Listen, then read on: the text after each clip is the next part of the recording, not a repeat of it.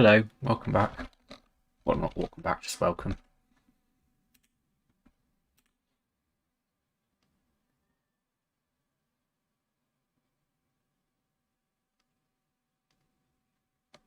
What were you making then? Slime or something, was it?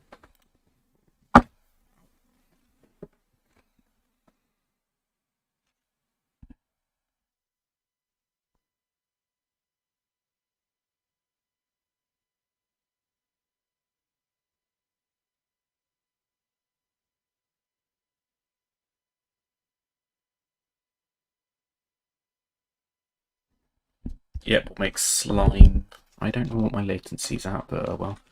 Okay, let's just delete everything with A, X. There's no screencast keys in 2.9, so I'll just tell you what I'm pressing. Let me just, yeah.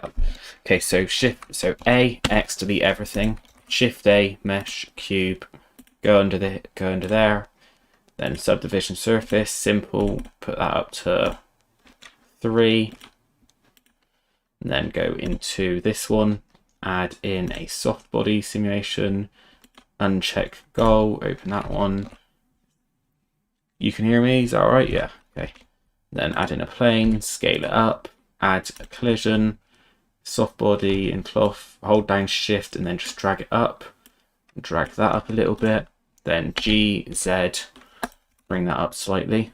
Does that all look right so far?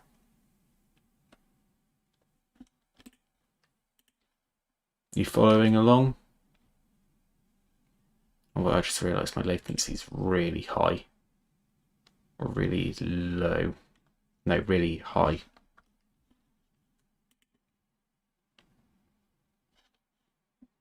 I haven't streamed for a while.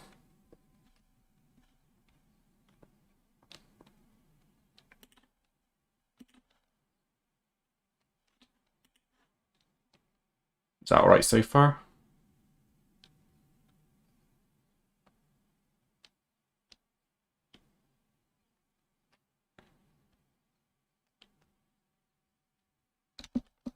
I'll just continue. So once you have soft body over here, go down to edges, make sure to check self collision. We don't need to change anything under there.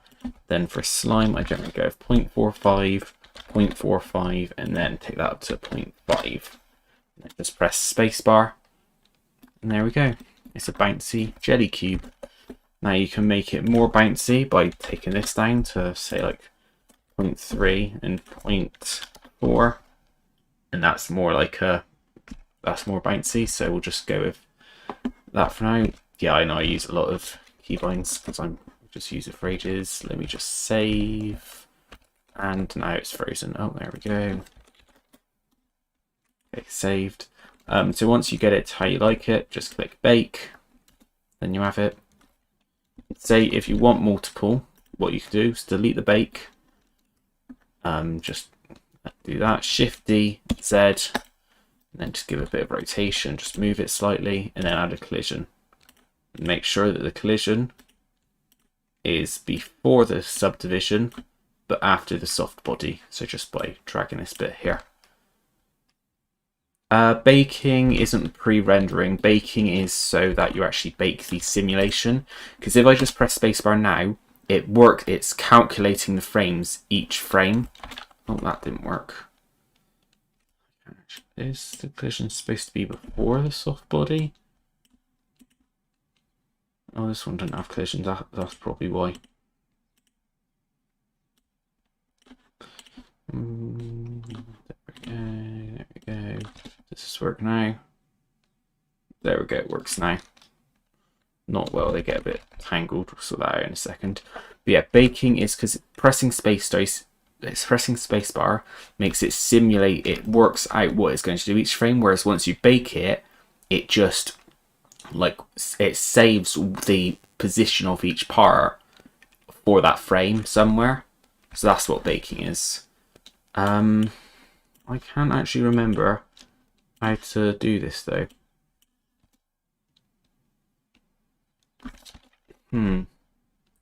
Collisions definitely after that. Maybe subdivision. Cannot move. Oh, I know. We have to apply the subdivision modifier. So just click the little arrow, click apply, make sure collision's after the soft body. And save. And then hopefully this works now. Yeah, you see how this is why it didn't work before, because the cubes were only, so basically, but that's why you bake it, because this is really lag now. Well, as soon as it gets to a part that's not baked. But yeah, basically now if we press tab, there's all these vertices which it can move and rotate, whereas before it could only move the corners because all these didn't exist. Does that make sense? Not very good at explaining. I will undo. I'll go back to there. So I'll just change the subdivision down to 2. There we go. Because 3 is slightly too high. And if it looks different with all these and all this stuff on the side for my screen rather than yours, it's because I have a load of plugins enabled, which you can enable just by going edit, preferences, add-ons. But yeah, now, there we go. The collision needs to be after the soft body, because otherwise the collision just works with the original position rather than the actual position of the simulation. So now what you probably want to do is put these all back up to 0.45. What you can do if you don't want to go through and do it all is just delete these two, change it on this one to how you want it, and then just press spacebar. There we go, and then duplicate it.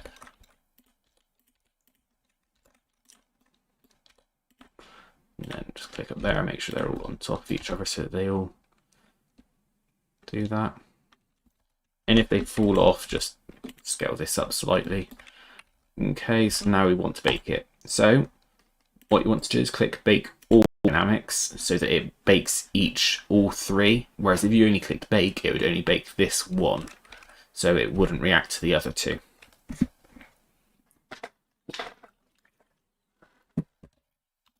So now, if we play it, there'll be much less lag. There'll still be a tiny bit. There we go. Now, I don't really like that simulation too much, so I'm going to delete all the bakes. And then on this top one, I'm just going to put these up to 0.55 and 0.55 and then 0.65. I would explain what all those mean, but I honestly have no clue. There we go, and now bake all dynamics. It will bake them all.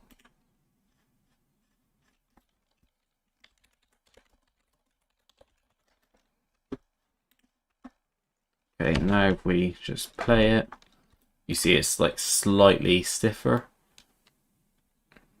Although it still deforms like that a bit. There we go. Okay, so if we just save with Control S, like pretty much everything, now we want to make it look better. So now we're going to add another subdivision, and you can either have it as Catmull Clark, which is basically it rounds off the corners, or simple. I do it like this normally. It does get rid of the sharp corners, and you can do it so it keeps the sharp corners with edge split, like that, but then you lose the corners. So it's up to you how you want to do it. There we go. But yeah, don't apply this one, because otherwise, well, you can, but it won't do too much now the simulation's baked. But yeah, now what you want to do is just right click, shade smooth, left click, right click, shade smooth. Now we're going to hop over into the shading tab.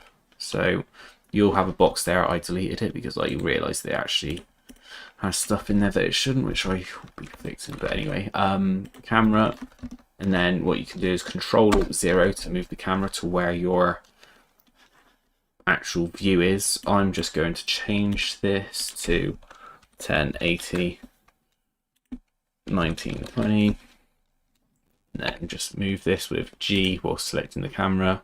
Then if you press G, Z, Z, you can move it forwards. and then just play it, frame up your shot how you want it. There we go. That seems right. So now, I just watched a few. So now what we're going to do is so up here we're going to put it into rendered view. This is dev look, which is just, it shows the textures but no actual light simulation or whatever it is. This is rendered. And you see it's all dark. So there's two things you could do. One is add a HDRI. Now I have Node Wrangler, so you might want to enable it by going into Preferences, Add-ons, search Node Wrangler. I just realized you can't actually see that. But just search up Node Wrangler and enable it.